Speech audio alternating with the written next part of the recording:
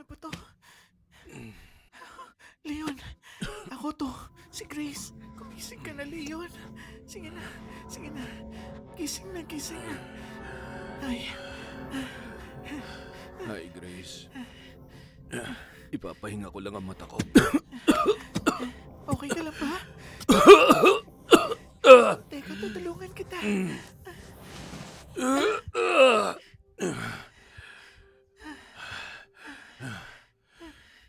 Tapusin na natin to. Sige, Halika na.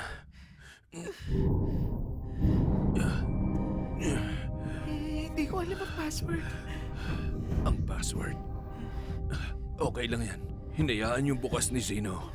Gagana kahit anong maling code. Sisirain pa rin nun ang Elpis.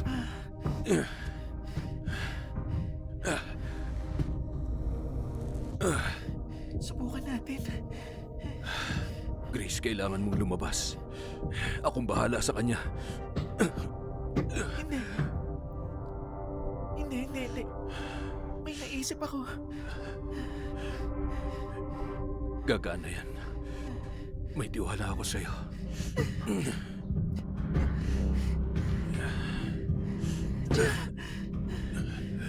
Totoo nga.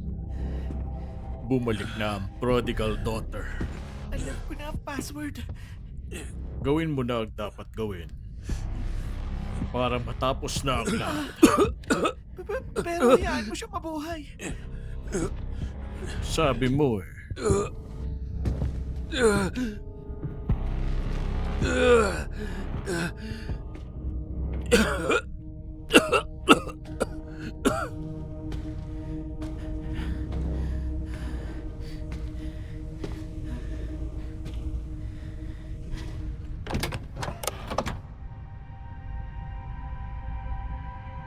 Tatandaan mo, ikaw ang pag-asa ko. Siya ang pag-asa ko. Ang natatanging pag-asa. Sige.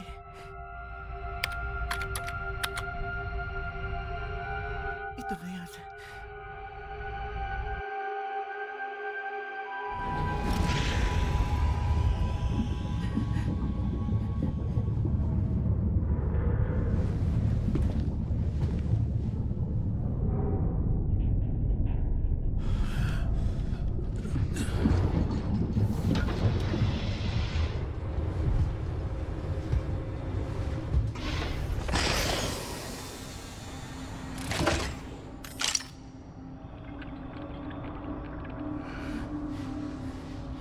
Grace, anong ginagawa mo?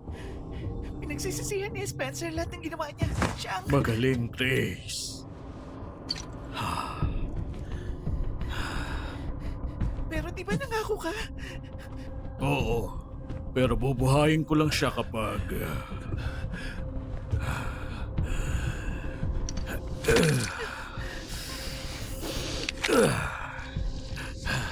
Mr. Kennedy, napakaswerte mo namang tao. Ikaw pa mismo ang unang makakaranas ng kapangyarihan ko. Hindi ko sigurado kung ano ba talaga ang Elpis. Walang special tungkol sa akin. Ni minsan hindi ako ang naging susi. Ang gusto ni Spencer na magkagusto siya. Pero pinakawalan mo ang Elpis. Ano ba yun? Sabihin mo!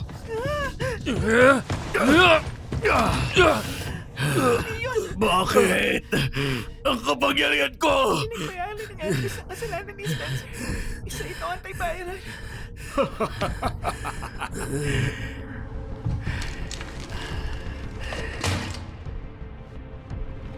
Napakahusay. Ako mismo ay humahanga sa katalinuhan ng master ko. Palpak ang lahat ng research mo. Hindi isang armas ang Elpis. Hindi talaga siya armas. Lahat ng ginawa ni Spencer ay halata namang hindi kompleto. Wala naman talaga koneksyon nito kila Grace at Emily. Alam mo ba kung gaano karaming oras at pera ang nasayang ko dito? Talaga bang tanga ka? Sa pamamagitan ng Elpis, lahat ng virus-based na armas ay walang kwenta. Ilalagay lang nito ang mundo sa matinding panganib.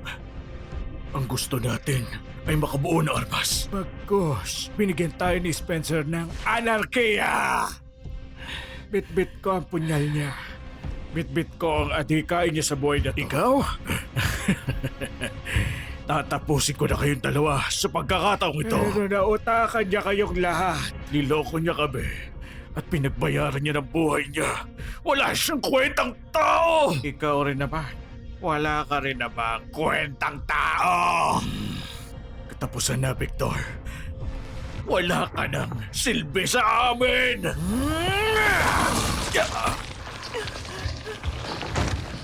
Hindi niya pwede makuha to.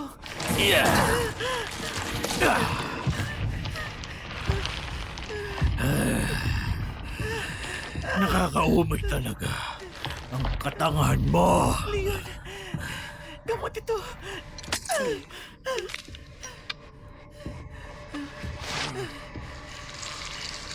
Leon, kumana siya. Leon, kumana. Ngayon. At ito na ang katapusan ng lahat ng ito. Grace, ano nangyayari?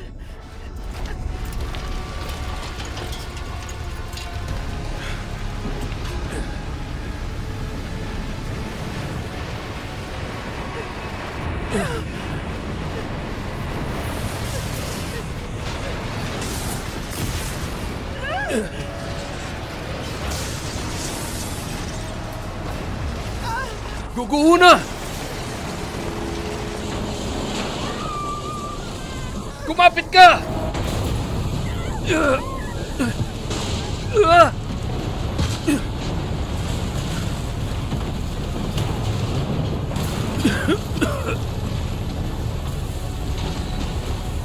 Grace? Grace!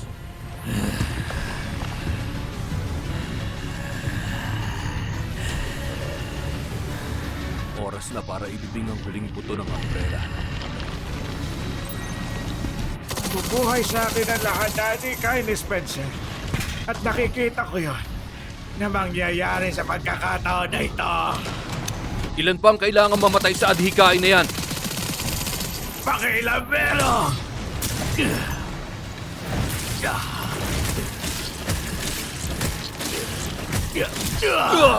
Mukhang yung kaling mo ay parang nabawasan. Sakripisyo ang dapat gawin! Sa lahat ng nangyayaring ito, walang kwenta ang buhay. Para sa akin, hindi. Nangako ako na puprotektahan ko ang mga nabubuhay.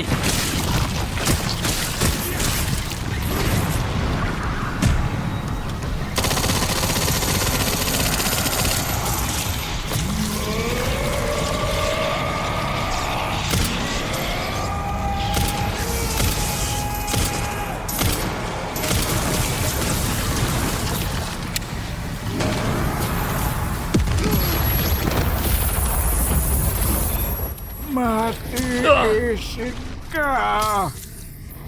Ana! Sigurado kinaharap ng master ko! Mukhang naghihingalo ka na.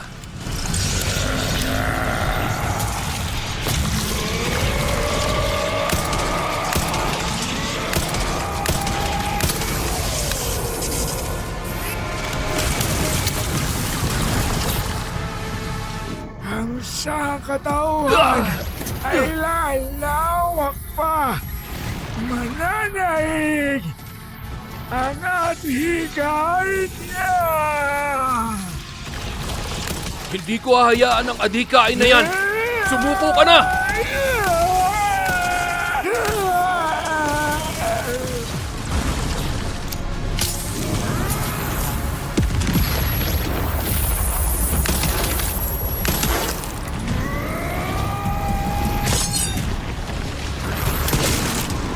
Wala ka kwenta!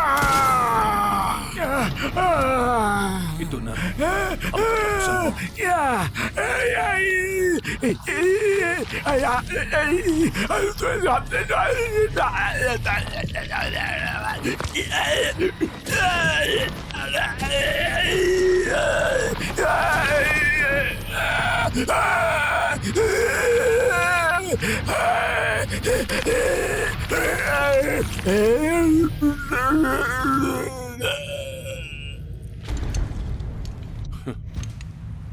Sa wakas.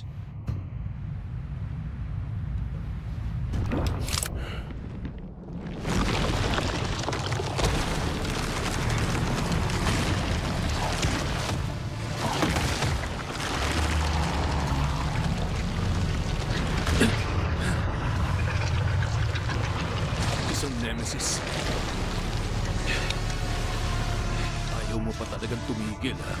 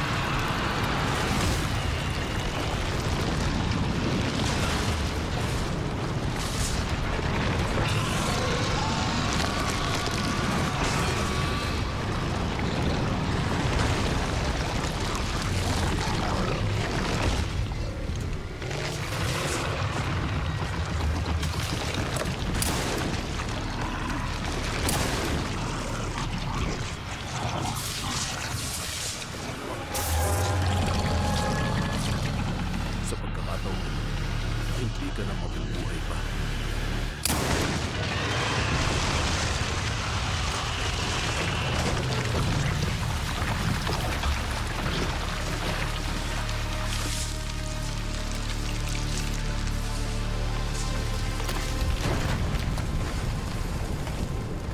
Grace?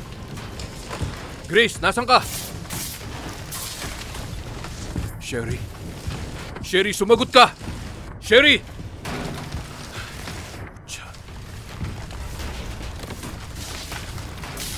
Grace? Grace, nandito na ako. Grace? Grace? Grace?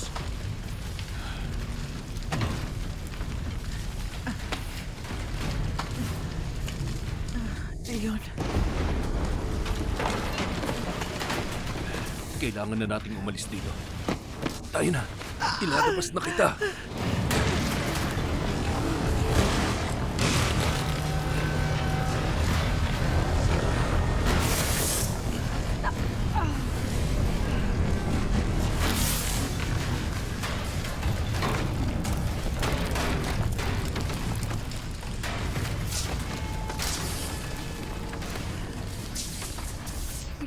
tayong madadaanan dyan.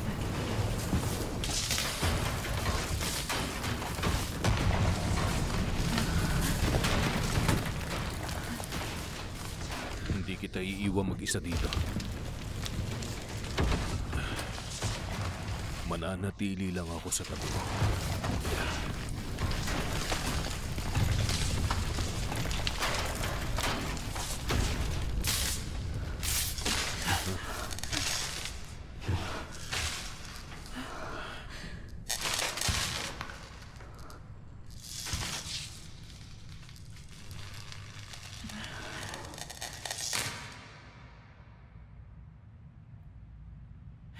Mukhang hanggang dito na lang to.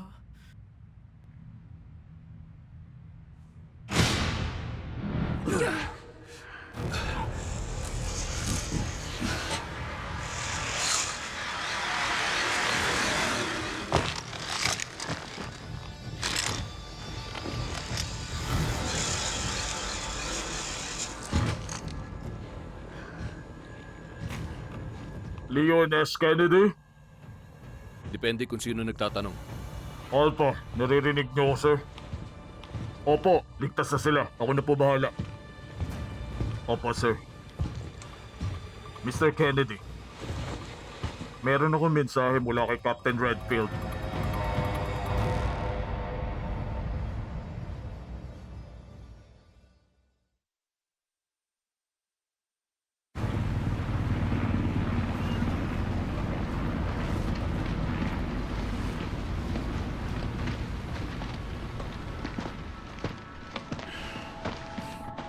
Sa totoo lang, hindi ako makapaniwala na gumana yung antiviral. Mas malakas na ako kesa dati. Salamat sa Diyos. Masaya ako na magaling ka na. Nagpa-reserve din ako ng gamot para sa'yo. Makakabalik ka na sa lalong madaling panahon. Maraming salamat, Leon. Maayos na saan ang lahat kung hindi lang na-lead si Chris sa party. Teka, nasaan na nga pala si Chris? Hindi ko rin alam. Pero sigurado ako na magkikita rin kami. Tatawagan kita ulit. Natapos din. Oo. Ang Elpis nga talaga ang huling pag-asa natin. Magdasal na lang tayo na wala nang iba pang sorpresa ang Umbrella. Sana talaga nailigtas natin si Emily. Grace, hindi ko talaga na-detect yung vitals niya. Pero malamang buhay pa siya. Anong sinasabi mo? Pwede pa rin natin siyang mailigtas.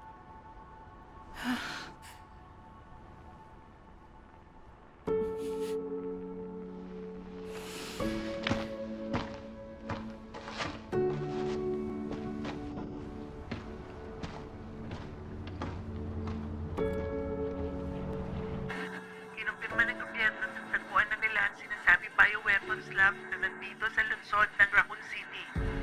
Ang pinagmulan ng kumakalat na bioorganic weapons. Ang illegal na facility na ito ay dekada na pala ang naging operasyon. Ayon sa sources na ang extension ng mga lockdown at mga kasalukuyang balita tungkol sa mga napapabalitang namamatay ay konektado sa masalimuot na kaganapan sa Raccoon City 28 taon na nakakalipas. Nasa hukuman na ang mga ebidensya na nakalap sa Raccoon City para buksan muli ang investigasyon kay Oswald Spencer at sa lumipas na usapin sa Umbrella Corporation. May ibang naniniwala na nalubog ang umbrella dahil na rin sa kagagawa ng gobyerno. Pumanaw na si Alyssa Ashcroft ang naging susi upang masiwalat ang kwento tungkol kay Oswald Spencer. Ayon sa mga conspiracy theories na sinasabi nila ang cover-up ang pagkakapatay sa kanya at ang organisasyon ang responsable sa lihim na kinokontrol ng gobyerno. At ngayong gabi, sa isang speech mula sa Oval Office, inaasahang itatanggi ng presidente ang mga legasyon ng lahat ng pagkakasangkot sa lahat ng insidente sa Raccoon City.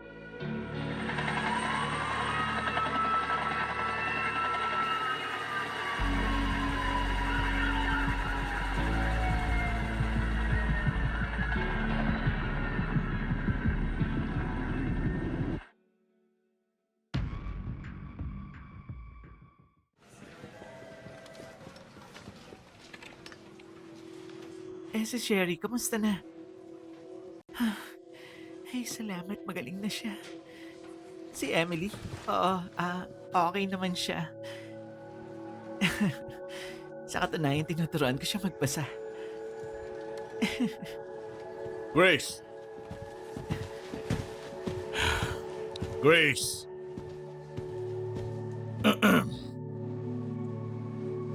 Nasaan na ang report? Sorry po. Leon, mamaya na lang ulit.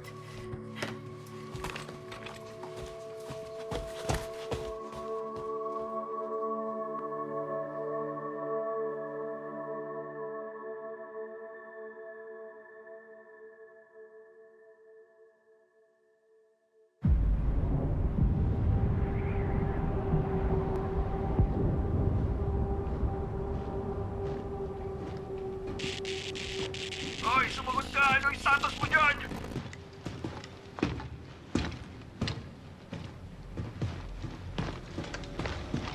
Nadispatcha na namin yung mga natirang PSAA forces. Kasalukuyan namin nire-recover bago pa sila magpadala ng wolves.